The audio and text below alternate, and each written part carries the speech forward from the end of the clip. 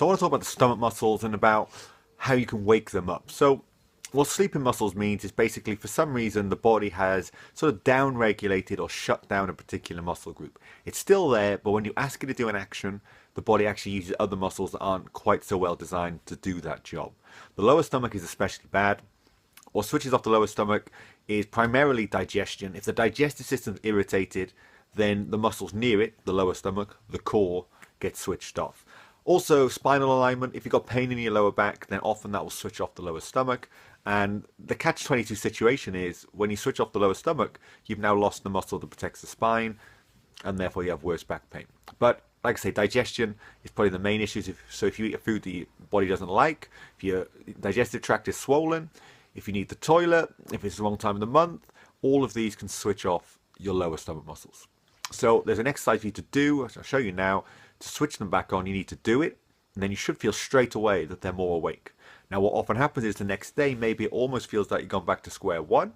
Do it again, and it'll get back more awake more quickly. And eventually you'll get to the stage where you wake up and they are awake when you get out of bed.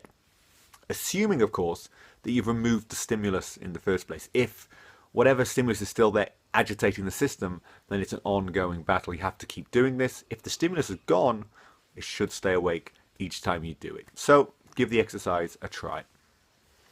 So the first thing we're going to do is to test the stomach muscles to see if they're awake. So what you need to do is to lie flat on the floor, as you can see, keep everything relaxed, and then suck in the lower stomach. Now, as you can see with the model here, she hasn't actually sucked in her lower stomach, she's actually used her legs. The legs cannot lift you, the stomach cannot lift your body off the floor, and you can see the body here is bending. So you've got to relax this. So easy. See, if she does it right, we shouldn't be able to see any movement from the sides. And then relax, then same again, suck that lower stomach in. So now she's just testing that lower stomach without the legs. Do that as an opening test, and then we'll do the actual exercise to wake up the stomach muscles. So the next stage is, now we've tested our stomach, we now want to make sure we're breathing correctly. When you inhale, your stomach should come outwards. When you exhale, your stomach should go inwards. So we can see in the demonstration, when we inhale, the stomach's coming out. So when we exhale, the stomach is going in. Inhale. Now you can see the ribs are moving here, which is slightly wrong. This shouldn't move. Just should come out through here. So when we inhale, just the stomach. Exhale, just down here. So it takes some time to get this sorted. So now what we're going to do is actually wake up the stomach muscles. So using that breathing pattern, we're going to then provide a resistance for her to push against for 10 seconds. So breathe. Normally, that's it. Breathe out. And then we're going to push for 10 seconds when she breathes back in. So she's breathing in, she's going to push. 10 seconds, quite a long time. 10 seconds, and then breathe out. Now we're going to repeat again, same again, breathe in and push. Like I say, it's tough to keep pushing, but that's what you've got to keep doing. And then after 10 seconds, relax and breathe out. And your stomach should get deeper. Each time you do, you should get deeper into the stomach. And then same again. 10 seconds. And then breathe out.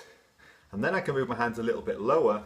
So now I'm working at even lower down on the stomach. I'll probably need less force, but it's the same pattern. Breathe in and push. And again, 10 seconds. And you'd keep this going. And breathe out. So if you're on your own, you can obviously do this, say, using a foam roller, as we've got here. Exactly the same. This is a little bit long, this foam roller, because you can't get your hands around the top of it. You can use a dumbbell. It's got to have enough so you can actually just provide a resistance for you to actually push against. So in general, it's a little bit too long. If it was a bit shorter, so you could put our hands around the top. Dumbbell could work. Anything that's the right size to get some sort of traction for you to do this exercise. And then once you're finished, you would then come back onto this and test it once more. And you should find that the stomach muscles are working more. So again, you draw it in for say 5 seconds, and you can see this time compared to the previous test, the legs aren't moving at all, which suggests that the stomach is doing the job that it's meant to be doing. Tough one to see from the outside because you can't really see if it works from the outside. If you're doing it right, you can't tell. If you're not, then we'll see those legs moving. So how many times to do the exercise, it doesn't really matter. 10-second pushes, you could do maybe 5 sets, 9 sets. Eventually you get to the stage where it won't wake up anymore, and that's where you can leave it for the day. You can do it in any way, you don't need much space, obviously just enough space to get a mat in. The dog's next to her helping her out, so you don't need much room to get this great exercise done.